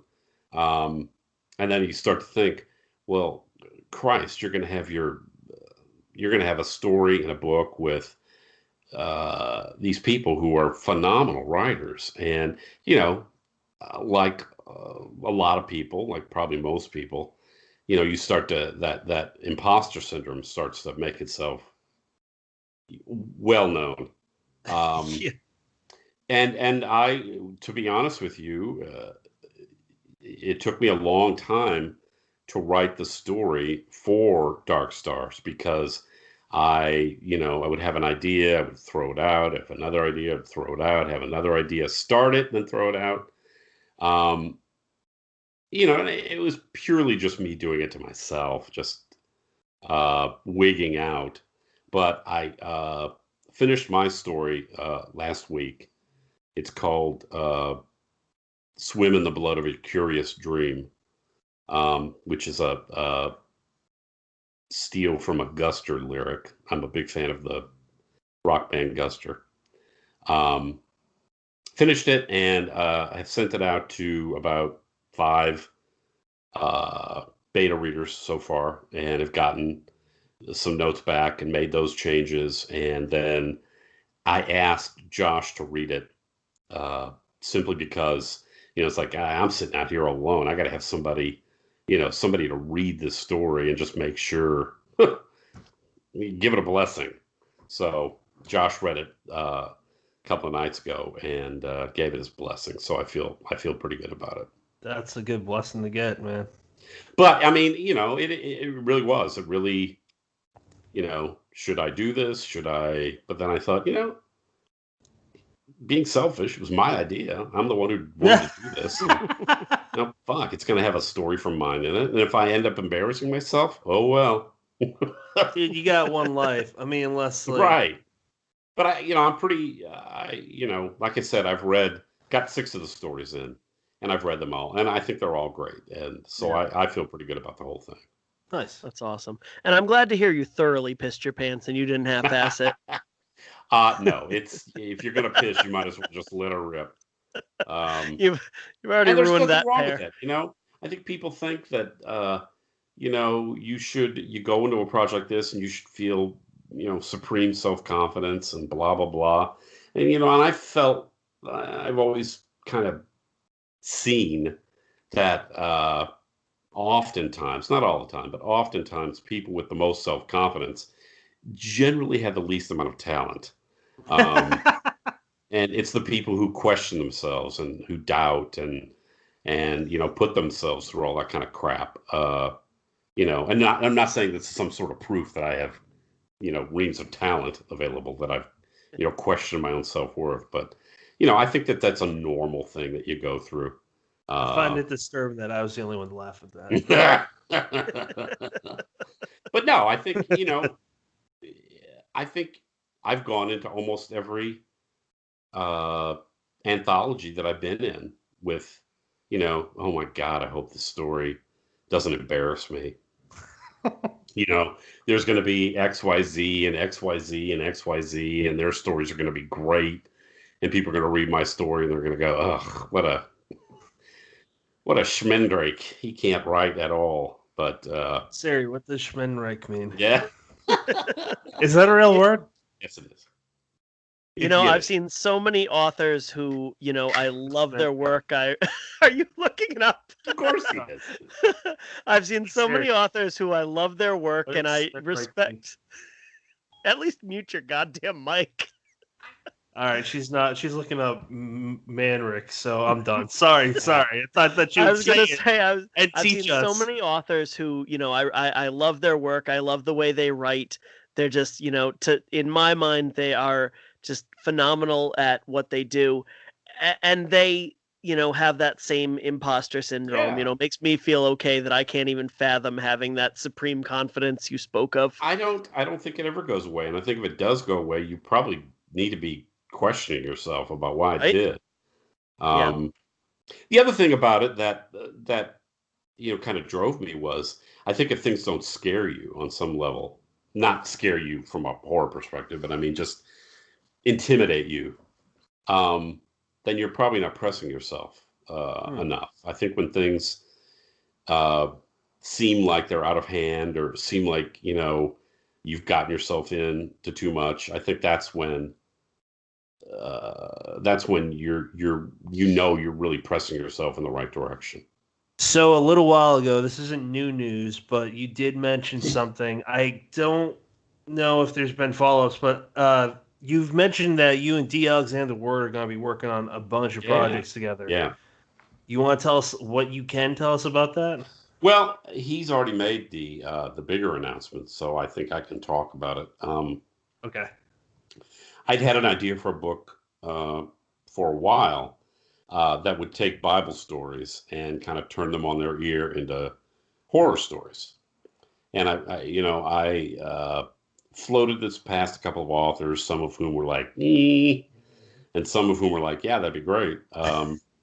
And I thought at the time that I really probably needed to steer it, to make it work, I needed to steer it away from something that would be too, over the top, blasphemous, heretical, or whatever. But when I talked to Doug Morano, who most of your readers will probably know, your listeners will probably know, he was like, no, don't back off that, lean into it. And I'm like, okay. He's like, yeah, if you're going to do a book like that, lean into it, make it the most blasphemous, heretical thing that you could possibly, and sell that to the authors when you're trying to get them on board. So, I put together kind of a half of a list of authors who I invited and who said yes, and then kind of stalled out because there really wasn't a lot of publishers who wanted to take a chance on a book like that. Right. But then David, who has worked with, he's worked on his own. He's also worked with Doug on collections like Gutted and Shadows Over Main Street. And I know them both. David was like, yeah, tell me about this book you're thinking about. He's like, yeah, I want to do that. So we kind of put it all together and invited a slate of authors, really great authors. I mean, people like Phil Fracassi and Todd Kiesling and all sorts of people. V is in it. Violet Just Castro. listing off guests that we've had on the show. I mean, it's another just cavalcade of really strong authors, and we're looking to get the stories done. By the end of the year, January, and then probably put the thing out late in the spring or early the summer of next year. It's called The Bad Book. You know sort what? of like the good book. The Bible is the good book. This is called The Bad Book. I'm just gonna say this on the air. Whatever, take it or leave it. But have us in your mind when you're thinking of podcasts, because that sounds like something Brennan and I would love. We can definitely do that. I think once the stories, I've only seen 2 of the stories so far. Christy de Meester forwarded her story to me. And Phil Fracassi has, and both of those stories were fantastic. Exactly the kind of stuff that I was looking for. So I think that's going to be a really, really strong book that hopefully is going to, each story you read is going to go, oh my God. And when you lay down the premise, and I don't know if he'll like this or not, but when you lay down the premise, Todd Kiesling is the first author that springs to mind for he would be perfect for this. Yeah. Yes. Well, if you've read Devil's Creek, you kind of know. Oh, so hell yeah. I don't have them all in front of me right now, and I don't want to rattle them off because I'll forget somebody. But it's a really strong roster of writers. So, the nice thing, and I've said this in interviews before, that the sort of the cherry on the cake for me of doing this for 30 years is I work with people I want to work with. I'm and this is not to brag, but I've gotten a reputation where I can pretty much contact a publisher and just say, I've got this idea for a book, and I've got these 6 or 7 authors who want to go on the ride with me, and what do you think? And up until this point, knock on wood, I've had really good luck in placing all this stuff. So, and so that kind of keeps things new for me. In addition to the writing, it's nice to put together these projects and invite people and read, first-rate fiction from a project that, I've kind of been the impetus for. So it's cool. And I love working with David. David's a great guy. I love working with Doug. One of the books that they made announcement for also, in addition to the Bad Book, was Shadows Over Main Street 3. I was in the second one, and hope to be in the third one. We'll see what I'm able to come up with. But yeah, they work well together. They both have, like other people that I work with, like Tony and stuff. They've got a great eye for stories. They've got a great eye for design. They've got a great eye for marketing and blah blah blah. So yeah, I mean, it sounds like you got two two Avengers teams set up for next year. Well, I think they're going to be good books. I think they're both going to be strong books in completely different ways, but both. I think readers will enjoy them. Philip is just one of the most interesting people I've ever talked to, man. I don't think he led on to that. Most people wouldn't. Yeah. He's just a joy to talk to, and the only story I've read by him so far came out through Unnervin's press, and I don't know if you read it, but it was the one where the face. Yes. Yes. Yeah, he's a good writer. I really, again, it's nice to be able to read stuff from people like him and then just say, send him an email. Hey, I got a project I'm thinking about, and I really like your stuff. Would you like to do a story for it? That's really cool. Yeah. I was just gonna say, the whole theme behind the Bad Book. I'm surprised that it's never been done before. I mean, if you've read the Good Book, it's just primed for it. There's some seriously horrifying stuff in there, and to turn it on its head. Things that happen in the Bible. Yeah. That's and it's been interesting to see the kind of stuff that the authors are coming up with and using as the basis for their story. It's going to be interesting. I think people are going to really like it. I'm really looking. I've talked with almost all of the authors now about their stories, so there's a couple of them I'm really looking forward to seeing. So, you know what? You talked earlier about how pretty much keeping an eye out on newer writers. Mm-hmm. Now, you know what? Fuck the whole thing of like, I don't want to forget this person. I get that. But can you mention maybe a couple of newer writers that you personally find to be worthy of a bigger spotlight? Absolutely. I'll give you a couple of different, completely wildly different ends of the spectrum. Sure. One is J. Daniel Stone. He just had a new book out, Stations of Shadow, I think is what it's called. And Dan is a really fantastic, very poetic writer in a dark kind of Clyde Barker-ish kind of way. But Dan really makes it work for himself. The book, usually his stories, centered around the kind of the art life in New York, these kind of disaffected, very artistic youth. But the Stations of Shadow is a really fantastic book. Very lush, very poetic, very violent. And I think if you've read, I don't like to continue to compare him to Clyde Barker, but that sort of sensual, poetic kind of violence is Dan does that really, really well. He's got a short story collection. He's got two other novels that are out. So he's really, really good. The other one that has really caught my eye lately is Laurel Hamilton. Laurel, I've forgotten her name now. Hightower. Oh, no. Hightower. Yes. Okay. Hightower Wells. Edit that out. Or is it Wells Hightower? Wait, not a chance. Sorry, you have to live with it. Laurel Hightower. This is Gin. That's why I couldn't remember. So that makes sense. So can I assume that means you've gotten to Crossroads? Crossroads. Yes, it's a fantastic book. And again, right up my alley because it's so steeped in emotions, and it's a phenomenal book. And I think that if she continues down the path that I think she's going on, she's going to be a fantastic. She is a fantastic writer, but she's going to be a phenomenal writer. Yeah, that's pretty much universally agreed upon with Yeah. anyone that knows their stuff now. And I would.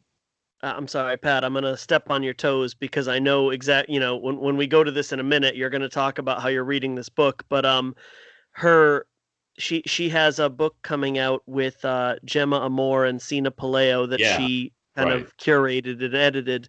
And she's got a story that appeared on Inkheist's website, as well as I guess I would call it a story, but it almost reads more like a prose essay.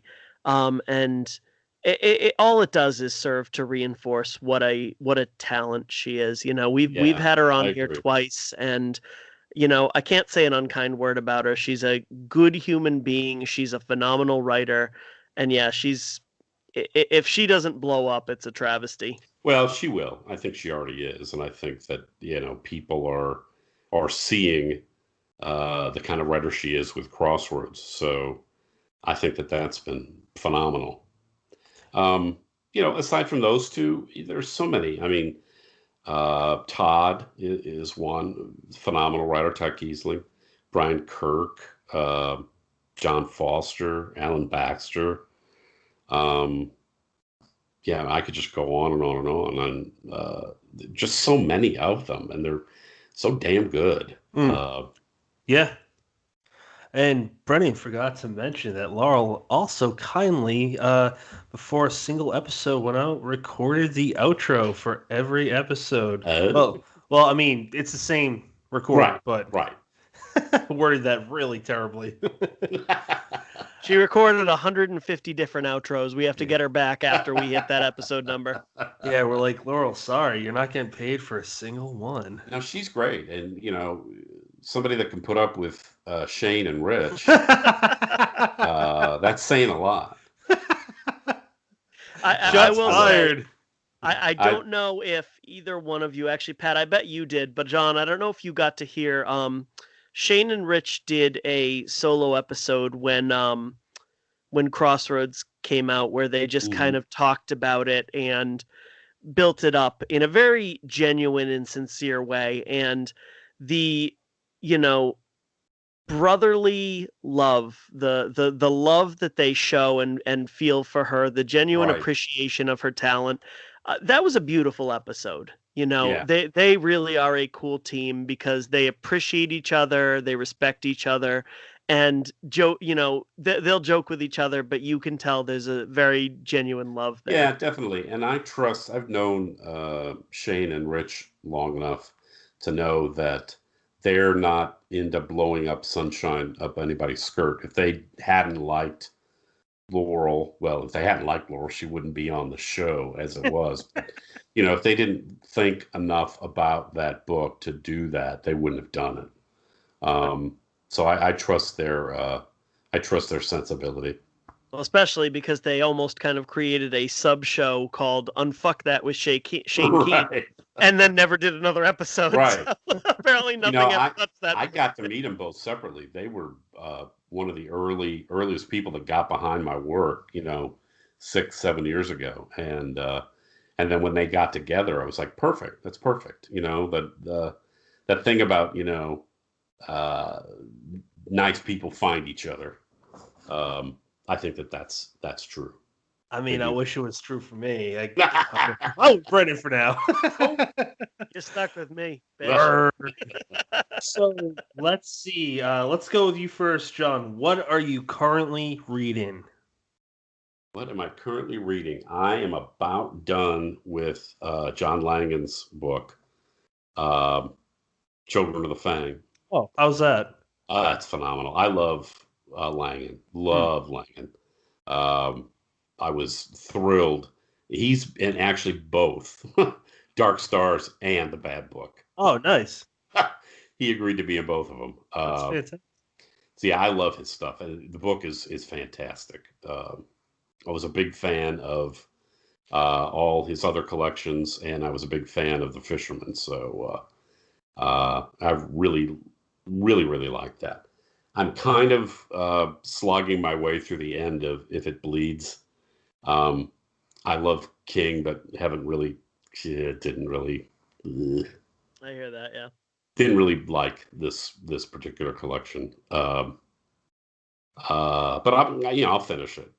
And there was one I just put away, and I can't remember what it was. That's about it. That's about all I can remember. Oh, I am okay. 57, so. So, Brennan, what are you reading, young man? Really quickly before I'm older than you, by the way. Before I go on, I have not read Children of the Fang, but I love the way that Langan releases collections where he, collects things that he's sold to magazines or Yeah. anthologies or whatever it is, and he also writes an original novella or novelette, and it just has a very like old school quality to Yeah. it, kind of a classic quality to it.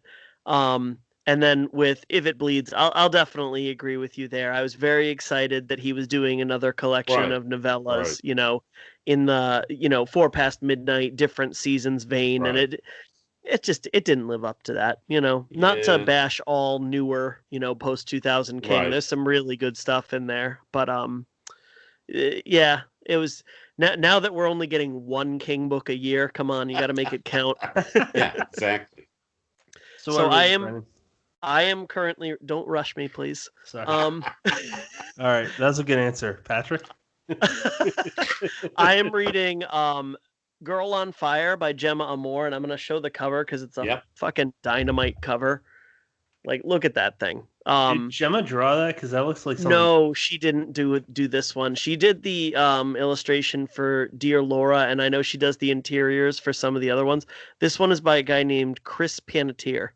But it's it's a killer story so far, and it's actually very in line with We Are Wolves, which I've now talked about twice. So unfortunately, Patrick, you can't talk about it all. Uh-oh.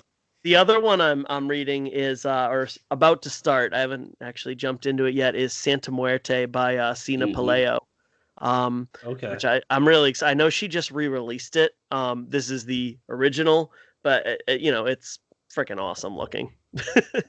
And I love her. Cool. She's a good person, and from what I've read with her shorts, she's a phenomenal writer too. Yeah, I'd agree with that. So for me, I think I am finishing it tonight. We Are Wolves, and I actually wanted to tell John in case you didn't know, and I'm not. I'd like to think that people believe this, but people think whatever they think. With me, I'm not going to hype someone up even if they're a friend unless I really believe it. Yeah. The only author I've said this about so far, Cassie Daly, her stories that I've read so far are in the same vein as Laurel. Like it's very heavily driven by emotion, but she does it really well. Right. And me and Brennan have actually both beta read 2 of her short stories, and she's good, man. So I would pay attention to that. But if you do read We Are Wolves, it's the forward just makes me want to get into battle with the wolf pack and just start killing people. It's a lot of powerful stories written by as Gabino put it, the what did he say, the best contemporary voices by female writers, something like that. He said it way more intelligently than I did, but intensely and intelligently. I don't remember what he said either, to be fair, but I think he was yelling with his shirt off. He did remove his shirt. Yes. Why wouldn't he? Yeah, and then his arms look like legs. He is I would not want to get punched by him. Oh God, no. My head would probably be removed from the neck. And I'm also reading Ghoul. Me and Brennan are both reading that for later on. We'll be talking about that, but yeah. So that's all I got. Brennan, is there anything else that you want to follow up with from anything? No, John, I just want to thank you for your time tonight. We've eaten up almost 2 hours of your night, and we appreciate the time. We appreciate listening to your smooth, silky voice. But a face for radio. I didn't say that during recording, so I don't know who said that. Well, now you owned up to it, so that's that. No, we do appreciate it, but I appreciate it too. I appreciate what you guys are doing. It's like I said, it's very important. So, thank you. Yeah, so like we told you, for those that are unaware that have not heard me say this before, we will be having a YouTube page next year for season 2. But all that information with a bunch of other fun things will be announced maybe in the season finale of season 1, which will be in December. Who will be the guest and the guest host? We'll find out. We Where don't can even know. No, I know. I'm just not gonna. Where can people follow you? Where Sir? can people follow me? Well, I just shit canned my Instagram account. Oh, okay. So not there. So basically just Twitter. Okay. I have a website, but I'm not really doing that much with it these days. I've got to have 5 minutes to convert it to a landing page so I can capture email addresses and just do a newsletter. Hmm. But I haven't done that yet. So Twitter really is the best way to follow me, to engage with me. I love talking to readers. I'm very approachable. I look at Twitter probably more often than I should. So it's just simple. It's just John F. D. Taff at John F. D. Taff. So that's really the best way to do it. To see what I've got out there, it's best just to go to Amazon and look up my author page on Amazon. That'll give you the whole 9 yards of what I've got. Cool. And to echo what Brennan said, we do appreciate your time. We've been looking forward to this for a while, so it's Thank you, awesome. guys. I appreciate it. I do appreciate it. Yeah, man. I hope you have a good night, listeners. I hope you enjoyed this because this was really interesting. The branches that we we traveled down, I didn't see coming, but I love it. Brennan, Well, as yeah, always, let's do this again next year when Yeah. the bad book is coming out and I've got a better grasp on Dark Stars and whatnot. So No yeah. question. You're always welcome back. Yeah, Well, absolutely. thank you, guys. Unfortunately, if you agree to come on with us, you cannot go on Ink Heist. We will make you sign something. Okay. I've talked to them enough. Yeah. I just want to see where that the same way. I want to see where that was going. Brennan, as always, thank you for joining me, man. Appreciate it. Okay, no follow up. Cool. Awesome. Okay, don't know good what night, else to say. Later, alligator. No, I'm not ending with that. I hope everybody has a good night, good morning, or good day. Thank you for listening.